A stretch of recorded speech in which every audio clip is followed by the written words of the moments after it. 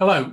Today I'd like to talk about improving our chances of success. How can we deliver the software that we build with greater confidence? Let me start by asking you a question. What is it that you think of when you hear the phrase continuous delivery? Maybe you think about build automation, and that's certainly part of it, but only part. Deployment automation, the same. DevOps, perhaps, is one of those ideas. Deployment pipelines. There's lots of these ideas about always deploying into production, and all of these ideas, automated testing. What is it, though, that really is at the heart of continuous delivery? And I think it's this idea. Our aim is to work so that our software is always in a releasable state. And that has some profound implications about nearly everything that we do, how we organize our work and how we practice it. So if we're going to work so our software is always in a releasable state, what determines releasability? Fundamentally, I think that comes down to one thing, really: testing. We're going to test enough of our software system so that we are confident in our ability to release it safely into the hands of our users. We're not going to do them any harm in any way. And to do that, that means we need a multi-layered test approach as part of our continuous delivery practice. And that's really what a deployment pipeline was created initially to do. We were working on complex systems, trying to build and evaluate these systems ready for their releasability. And what we found over time was that we needed to look at releasability from a number of different dimensions. And we came up with the concept of the deployment pipeline. Fundamentally, a deployment pipeline is there in order to be able to figure out how we can optimize our tests and get feedback on them as quickly and as efficiently as possible, however big or complex that body of tests may become over time. So we're looking at ideas like being able to run things in parallel with one another and scale things out in order to be able to achieve these very fast results. It's often, strangely, that to me at least, an idea that people miss. Fundamentally, the job of a deployment pipeline is to go from commit, generate a release candidate of some kind, and then go to a releasable outcome to try and evaluate and understand the impact of our changes. Are they safe to release? Are they fast enough? Do they do what the users want them to? Are they resilient enough? Are they scalable enough? All of these things, are they secure enough? All of these things are part of the releasability of our system, and what we need to consider if we're going to focus on this idea of trying to work to a releasable outcome. I've started in recent years to think about the deployment pipeline in a slightly different way, still focusing on releasability, but it's really a beast of 3 stages. So the first stage, the first cycle, is the commit cycle. This is fundamentally about evaluating software from the perspective of the development team. During this period of the deployment pipeline, what we're looking to achieve is fast, high-quality feedback that confirms that our code does what we think as a development team our code is meant to do. We're going to run very fast, many very fast, small, simple tests, and ideally get results very quickly. And that means we're going to adopt techniques like test-driven development to be able to achieve those small, fast, relatively simple tests. I say simple, they are focused, but they should be simple in scope, narrow in scope. That's the job of a unit test, to evaluate the system simply in the context of well understood behaviors that you're trying to establish. Developers at this stage are really looking fundamentally for 2 things. They're looking for very fast feedback, and they're looking, if that feedback is positive, for a high level of confidence that if these test pass, everything else is likely to pass too. I generally advise my clients to aim for what might sound like the fairly ambitious target of trying to get feedback in under 5 minutes from the commit stage, and about 80% confidence that if all these tests pass, everything else is going to be fine. That's tricky. That's not an easy target to achieve, but that's the most effective way of being able to really stay on top of the game and move very quickly. If you take these ideas seriously, you can run an awful lot of tests in 5 minutes. We'll talk more about that later on, but certainly in the hundreds of thousands of tests is possible with many modern languages at least. The second stage in the deployment pipeline is really focused on determining the releasability. During this stage, we're going to look at the system really from a different set of perspectives. Primarily, the focus during this phase of the pipeline is to view the system from the perspective of a consumer of the system. We want to be able to deploy it into production-like test environments, configured in as close as we can get to a production-like configuration, so that we can evaluate those kinds of changes along with everything else. We're going to run automated tests that evaluate the behavior of our system from the perspective of an external user of the system, and now start to answer the question, instead of does this do what the developers think it should do, does it do what the users want it to do too? These are not necessarily the same questions. And so evaluating the software from these two distinct perspectives gives us different kinds of information and a richer understanding of the releasability of our system. At this stage, whatever it is that you determine to contribute to the releasability of our system is fair game. As I mentioned before, security testing, performance testing, scalability, resilience, regulatory compliance features, all of these things are behaviors that people and organizations build into deployment pipelines as part of their evaluation of the releasability of their changes. These two, we want to be fast and as efficient as we can achieve them. These are going to be more expensive tests though. Typically, the way that I prefer to organize deployment pipelines myself is that at the back of the commit cycle, we're going to generate something that I call a release candidate. We're going to generate a binary image, the deployed bytes that we're going to end up in production if this release candidate makes it that far. And now the job of the rest of my deployment pipeline is to evaluate those release candidates to see whether they're fit to make it into production. Are they in fact releasable? And that's what we're going to try and achieve. We're going to run these tests, whatever the nature they are, whatever their nature. And again, we want to run these quickly. I generally advise my clients to shoot for being able to do these at least multiple times per day. But the moonshot is to try and get this in under an hour, to try and get this down so that our feedback cycle is fast enough that it supports the development function, as well as giving us this high level of confidence that our changes are good. Now, this is a step forward from just kind of the normal sorts of testing that we usually do. That tends to be a little bit of a random sample, to be honest, at the level at which most organizations evaluate their code. With the kind of automation that I'm talking about in testing across the board, we can get to very, very different levels of performance in terms of the quality of the systems that we produce.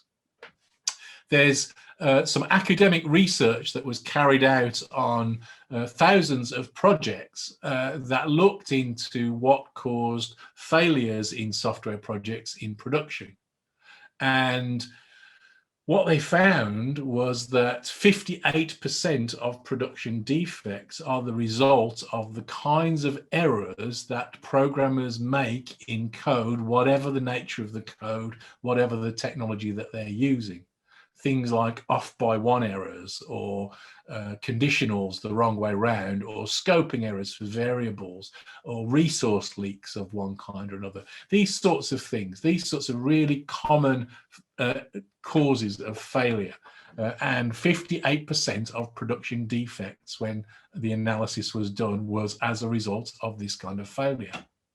All of these classes of failures are eliminated by what the authors of the report called path analysis test coverage. So they're going to look at the result, the behavior of the system. You're going to evaluate it and just confirm that the code does do indeed what you as a programmer thought it did. And those are the mistakes that we all make. So we can eliminate 58% of defects by doing a good job of unit testing, which is basically what most commit tests are. It usually goes a little bit further than that, adding some extra analysis tests, things like asserting our coding standards, but primarily we're focused on test-driven development and unit tests at this point. The acceptance cycle adds higher levels of confidence beyond that. So we're going to eliminate 58% of defects with the commit cycle on average, and now we're going to start doing better than that. We're going to start improving on that further. On the whole, the acceptance cycle should aim to usually be passing if the commit cycle passed. So we're trying to find ways of identifying tests that can fail fast during the commit cycle, and then we're going to back those up with a more detailed, deeper, broader analysis of the system through acceptance testing of various kinds. What we find when we start adding that level of quality on top of the quality that's added with basic unit tests, good unit tests, is that the numbers start to go up even further. I don't have such hard data. I'm not aware of any studies that put numbers to this directly, but there is some empirical evidence. Generally, we're talking at least 2 orders of magnitude improvement in defect counts. Or of that order at least. Paddy Power, the UK sports betting company, when they adopted continuous delivery, which included both of these classes of testing, saw a 97% drop in defect rates in production in the year following their adoption. Once we've built this level of confidence in our release candidate, we're now ready to go into production. And that's the scope, that's the job of the deployment pipeline. Remember, we're going to go from commit to releasable outcome. We're going to run all of these tests to evaluate the fitness of our release candidate on its journey around the deployment pipeline. And then if all of the tests pass, this release candidate is fit to be released into production. And then we can then separately make the decision whether we want to take that opportunity and release it into production. Continuous delivery doesn't mandate that you must push such changes into production. That's another practice which is built on top of continuous delivery called continuous deployment. Continuous delivery is about working so your software is always in a releasable state, as I've already said, and that then gives us the opportunity to decide when to release. My advice is to aim for this releasable outcome, as I said, multiple times per day. So multiple times per day, you're going to get something that could be released into production. And then it's a business decision whether you decide to take that chance or not. The commit stage, as I said, is largely focused on looking at the changes from the perspective of a developer of the system or a development team. Typically, we're going to prepare the code ready for testing, going to run some unit tests, run some analysis of some kind, and if it's successful, we're going to build our release candidate, the deployable unit of software that's going to make it into production. The acceptance stage, as I said too, is focused more on the user's view of the system. And typically we're going to configure the environment, deploy the release candidate that was generated out of the back of the commit stage into a production-like test environment, and then smoke test, health check it to make sure it's up and running, ready for use. And then we're going to run a bunch of these more complex acceptance tests running against the system. On the whole, the most effective way of organizing these acceptance tests is to focus on creating executable specifications for the behavior of the system. I like to talk about this from the focus that is best applied in designing these executable specifications. We're trying to describe what we want the system to do and nothing about how the system works. So we'd like to consciously, as far as we are able, come up with a description of the desirable behavior of the system in language that avoids the technicalities of the implementation or the implementation detail of the system itself. This gives us the opportunity to separate the needs of the system, the desires of users of the system, from the implementation detail, which means that we can start to build tests that are more robust and more better placed to allow us to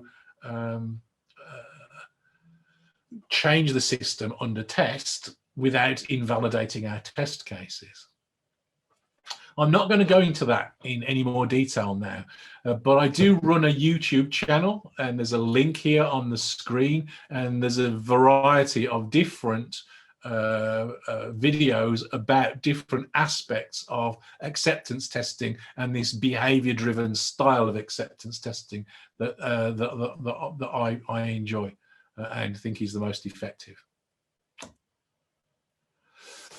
So if we're looking to be confident to make progress, then we're going to gain confidence by testing our system thoroughly. Testing our system thoroughly means automated testing. I have increasingly come to think of this as engineering for software. And I don't mean this in the usual kind of colloquial way in which we talk about software engineering. What I mean when I use this phrase is genuinely engineering, in the sense that it allows us to do a better job with this than without it. It allows us to make progress even when we're not sure about what comes next. It allows us to it amplifies our ability to do things like high quality design and build higher quality systems. My view, my experience is that by applying these kinds of techniques, you will get a higher quality outcome. Whether you get the outcome that you want or not, whether you build the right things or not, there's more to it than only testing, but you will get a higher quality outcome. And I don't mean that only in the simplistic view that we usually think of testing, which is just, does the software do what we want it to do? It goes deeper than that. There are some principles here, I think, that are important when we start thinking about what engineering means and giving us that greater confidence to be able to make progress. And I've tried to capture my view of some of those principles that seem at the heart of good engineering practice to me for software development. The first is fundamental, optimizing for learning. We software development professionals are not in the job of just writing code.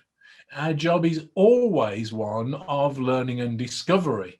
We are learning about the problem domain in which we operate. We are learning about the designs that might meet the needs of our users. We are learning what those needs are. We are learning about the technologies that we're using. We're learning how to collaborate effectively with other members of the team, and so on. And that is always the case. Software development is not a production line kind of activity. And we we adopt the techniques of production line style thinking to our cost. So instead, we should be looking to optimizing for learning, and the masters of that, in our species are scientists. It's science that is the template for how to learn effectively. So we want to start taking on consciously some of the attributes, the fundamental ideas that are at the roots of science. By that, I don't mean that we're looking for 5 or 6 sigmas of confidence in our data. But what I do mean things is like we're going to start to work to limit the complexity of our systems. We're going to try and compartmentalize our systems in ways that allow us to think about them piece at a time. We're going to actively aim to take control of the variables so that we can make our systems more deterministic, more repeatable. We can evaluate them more effectively. When we do run a test, that test is going to be definitive. If it says things are good, then things are good. If it says there's a problem, then we're not going to release that change. We're going to trust the test. And in order to be able to achieve that, we need to be able to very strongly exert control on the variables. The great thing is that our software operates in this little unnatural universe that we create inside a computer. So it's possible, easier for us to control the variables than for other disciplines. We're going to make evidence-based decisions. We're going to run the experiments and gather data and information and make our choices based on what it is that we learn. We're going to begin by assuming that we're probably wrong rather than assuming that we're right. We're never going to assume that we've got the correct answer. We're always going to assume that there's probably something wrong with it, and that gives us the opportunities of learning more. We're going to find ways then to falsify our ideas simply and with more experiments. It's a nice way of thinking about what the value of a test really is. A test, when it passes, doesn't actually say very much. It doesn't really say that everything's okay, because the test might be broken. You may have forgotten other tests. You may be missing some problems. That is always the truth. That is always true. However many tests you have, you can never prove that your software is good. But if we have one test that fails, we know that our software is not good enough. So tests are a falsification mechanism. They show us when there's a problem, and that's when they are valuable, when they're failing, which sounds rather odd, but it's the more effective, the more scientific way of organizing our work to use the failure as the primary signal, not the pass. So we're going to reject any change that fails any test. If all of the tests pass, we'll hope that we've got enough coverage to give us a reasonable level of confidence to make progress. But if any test fails, we know that we've got a problem, and we're going to look to sort that out. So what does it take to be confident? Well, it takes a machine rather like this that I've already shown you, a deployment pipeline. This is an automated version, I suppose, of our software release process. It goes from commit to releasable outcome, and as it proceeds, we build up confidence in our change. The further that we traverse the deployment pipeline, the higher our level of confidence that all is good. We're going to check that tests pass locally when we run them as part of in our development environment. We're going to commit those changes, and then we're going to evaluate that the tests pass, that tell us that the code does what the developers expect the code to do. We're then going to evaluate those changes from the perspective of users of our system and evaluate whether the code does what users want the code to do. We may want to then do some exploratory testing to see whether the system is nice enough to use by human beings. In general, in continuous delivery, which uses deployment pipelines like this, we avoid using manual testing for regression testing. It's too slow, too expensive, too low quality. Instead, we're going to use automated testing for that. But human beings are useful for other things, exploratory testing being one. We're going to evaluate whether the system is fast enough, whether it's scalable enough, whether it's secure enough, resilient enough, compliant enough, whatever these things that we care about to determine the releasability. We're going to evaluate all of those things within the scope of a deployment pipeline. If all of the testing that is encompassed within the deployment pipeline passes, then we have no more work to do. We're confident that our change is ready for release into production. If we're not confident and there is something else to do, then we haven't finished building our deployment pipeline yet, because that's what the deployment pipeline is for. It's the route from commit to releasable, commit to production. This is the way in which production change is delivered. By transiting the deployment pipeline, we have one path to production, and that means we can audit it, we can trace what's going on, we can see what's going on, we can optimize the process, we can apply engineering thinking here and do this at vast scale or tiny scale, whatever the nature of our software and whatever's sensible for the nature of our changes. This is what it takes to get to a releasable outcome. Some way or other, if you release software, you do all of these things already. The deployment pipeline is nearly the most efficient way of doing that, but that's its job. If you have a deployment pipeline, but you're still doing manual sign-offs or manual testing somewhere else, it's not really a deployment pipeline. It might be something else. It might even be something useful. It's probably more like a build workflow or something like that. But a deployment pipeline goes from commit to releasable outcome. That's its job. I mentioned the timescales before. My advice is that you aim to get results from the commit stage very quickly. This is probably the most valuable real estate in terms of optimizing our development process. We're going to aim to get results ideally in under 5 minutes. This allows the development team to work in very small changes, which is demonstrably, measurably the safest, highest quality way of working. Small changes are simpler, they're lower risk because there's a smaller gap between what's in production, between the change and not the change. It's a smaller gap, and therefore it's safer. This is demonstrated time and again by data looking at performance in industry. It's particularly from the State of DevOps report and the Accelerate book, which say that slower processes, things like change approval boards, are in fact negatively correlated with quality in software, but measured on defects per deployment and time to fix.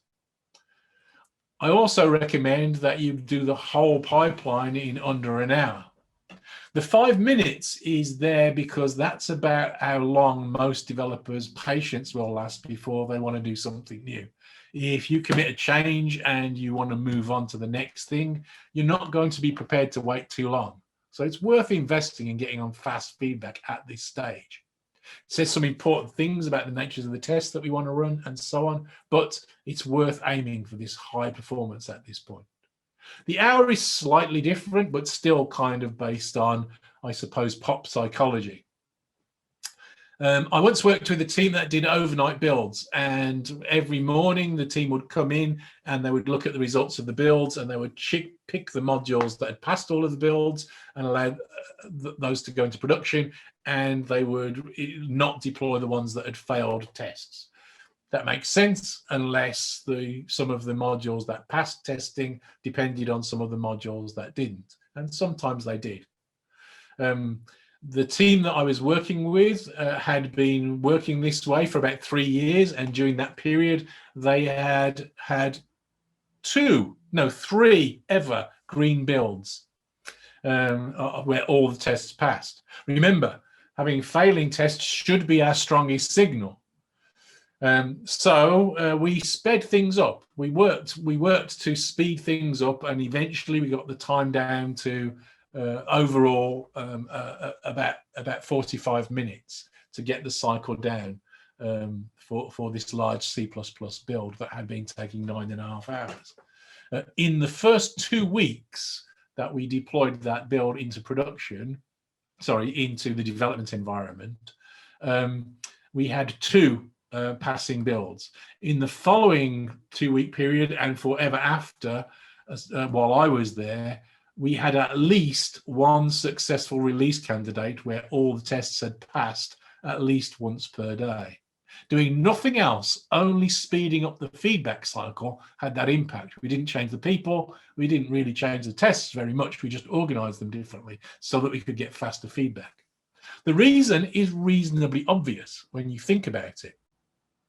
If I'm a developer and I commit a change and I introduce a defect that I don't find out until acceptance testing or security testing or performance testing or something later after the commit stage, then I'm not going to find out till the next day.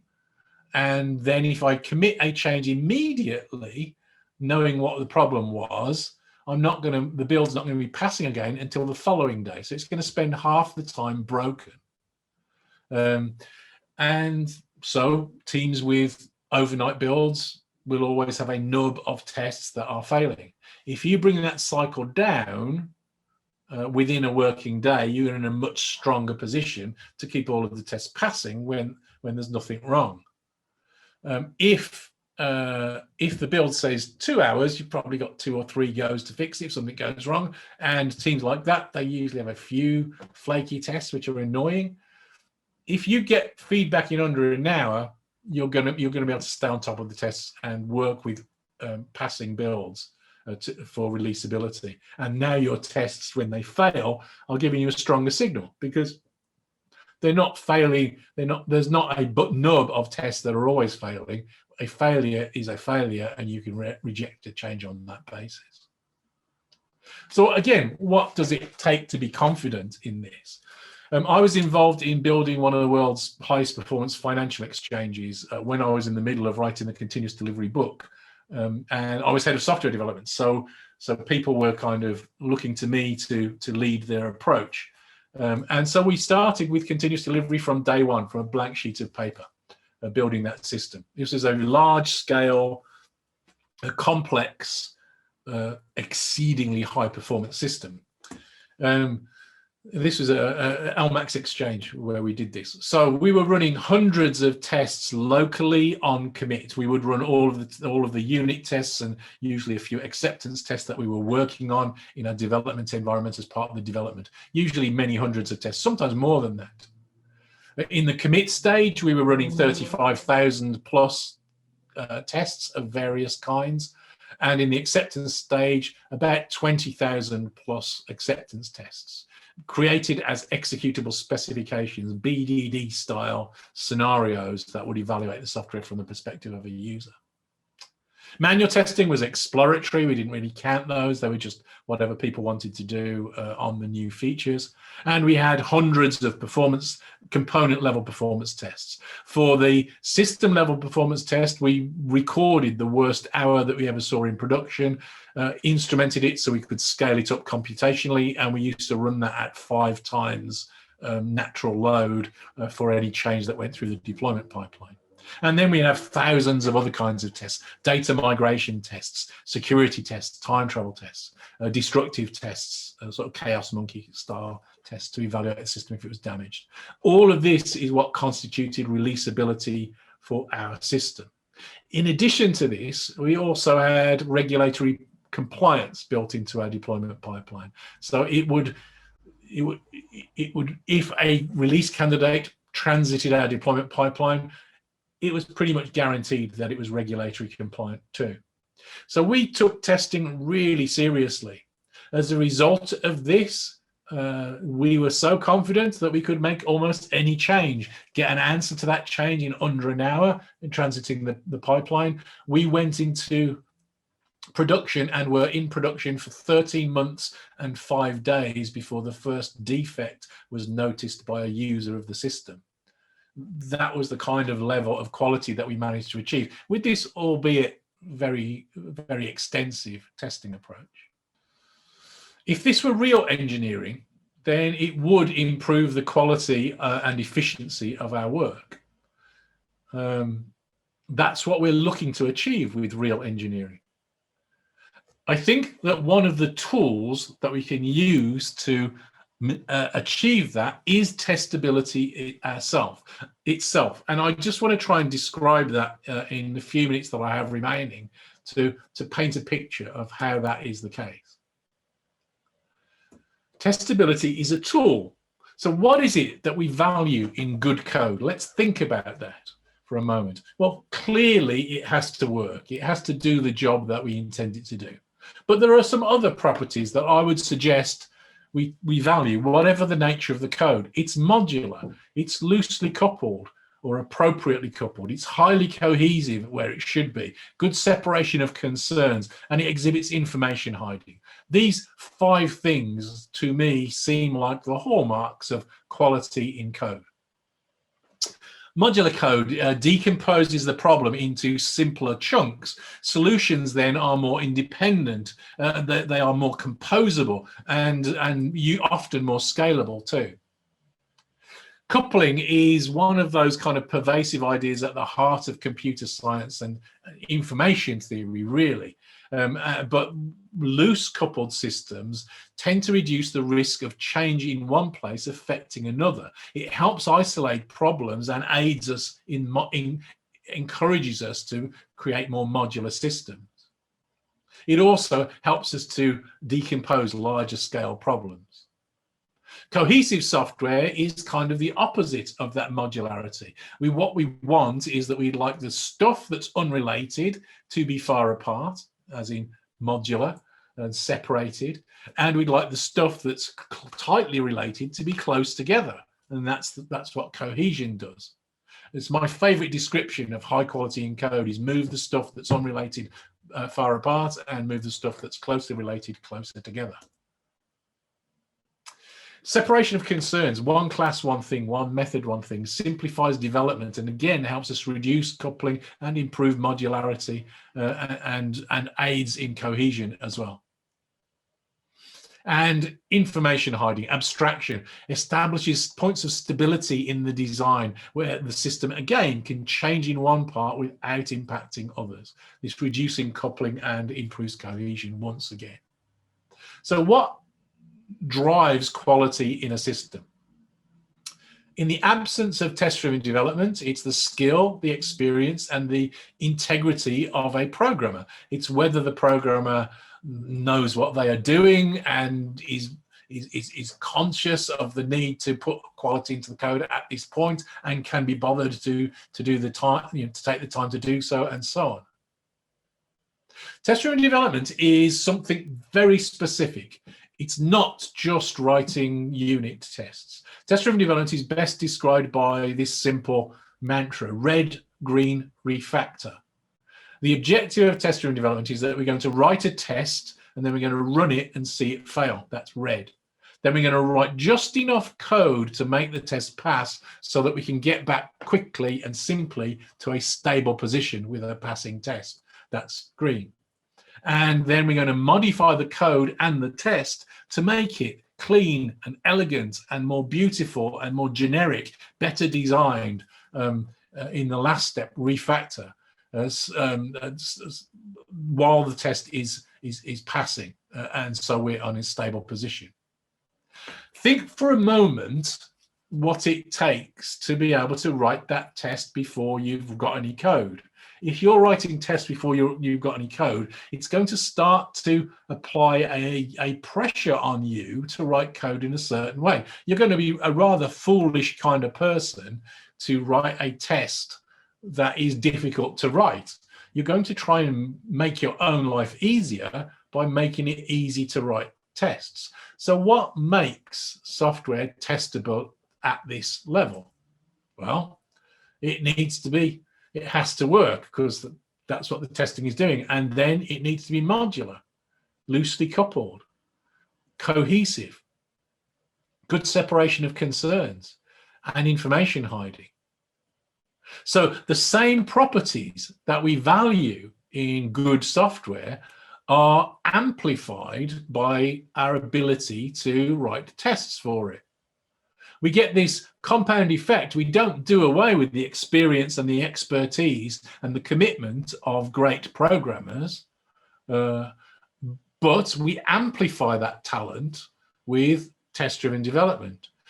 I argue that test-driven development is a kind of talent amplifier, and by which I don't mean that it's going to guarantee that you're going to do a great job. If you're a bad programmer, it's not going to turn you into a great programmer. But if you're a bad programmer, test-driven development will make you a better programmer. And if you're a great programmer, it will make you a greater programmer too, in my opinion. And there's not very much that's like that in software, in the software world. You can't say the same with any data at all, backing up the statements for things like languages or frameworks, for instance.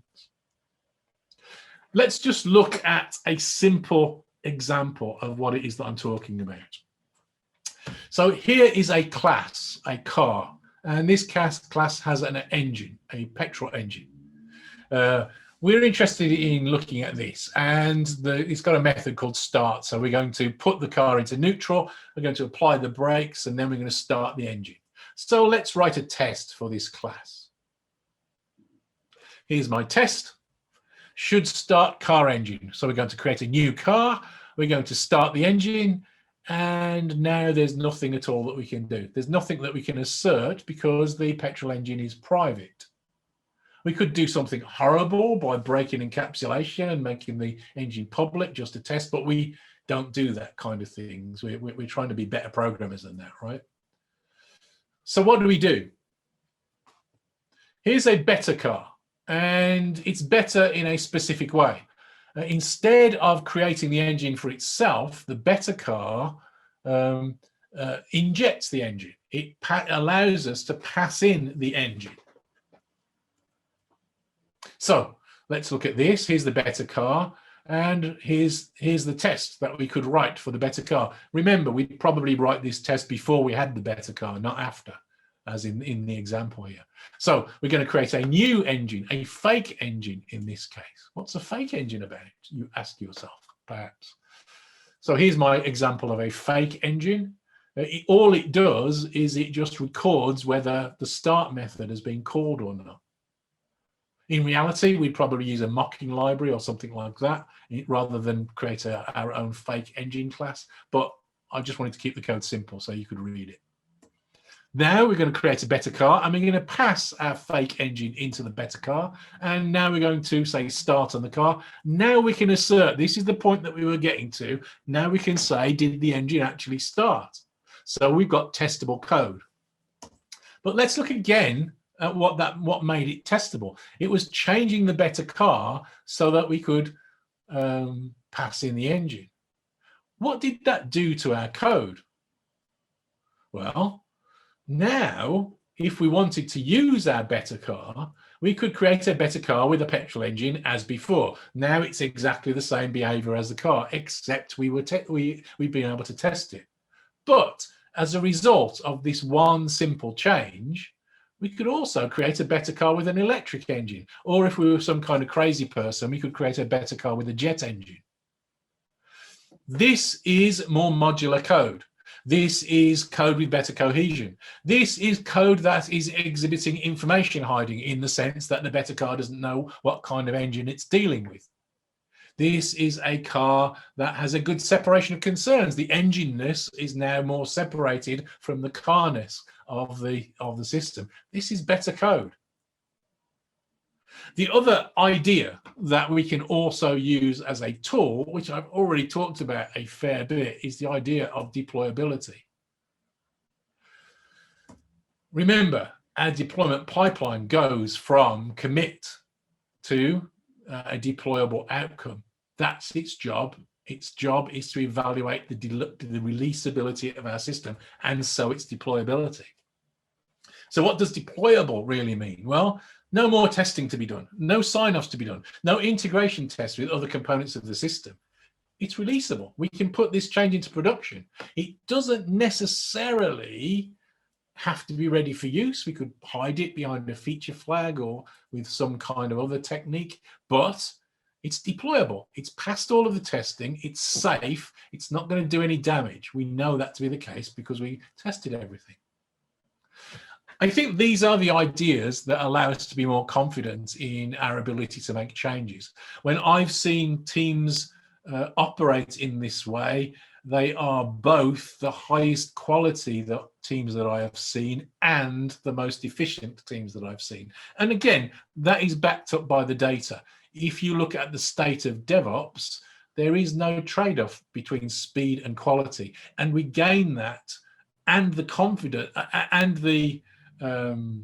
confidence in our systems by working in a way that we are transparent about our confidence in our ability to release change every day, all of the time. Every time we make a change, we get a response quickly and efficiently about the releasability of our system. That's what continuous delivery is for. Thank you very much. I hope that you enjoy the rest of the conference. Thank you.